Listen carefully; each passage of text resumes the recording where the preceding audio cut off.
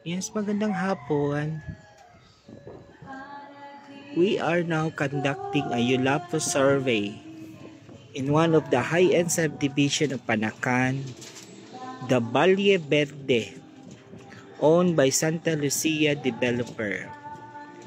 I'm with my enumerator, Jonasel Pedro, having a first entry to the said high-end subdivision.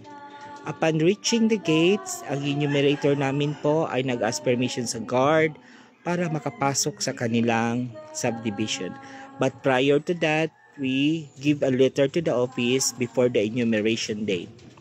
The first household, ito po ang aming first na bahay na pinuntahan. Luckily, the gate is wide open for us, the first household. Then the enumerator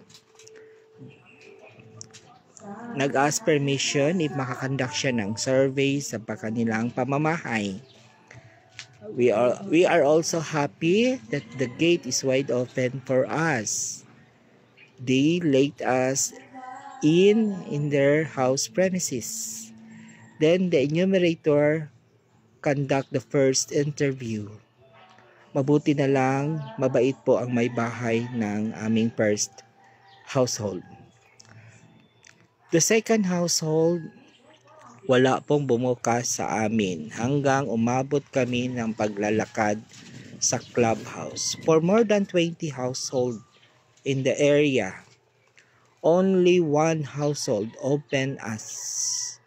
Pumunta kami sa kanilang clubhouse. This is the map of the entire Santa Lucia property of Valle Verde, Panacan, Davao City. This is their clubhouse.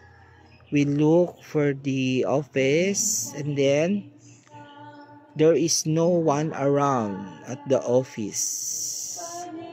So we give another round for another household.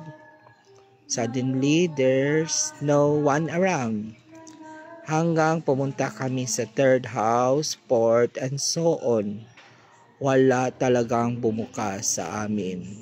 Ito lang po ang aming observation. Basta high-end subdivision, mahirap po maka-full complete enumeration within the days. Minsan nga mag-call back kami within a week. So, ang nangyari ngayon, ang na-complete namin dito sa Santa Lucia, it's only one household.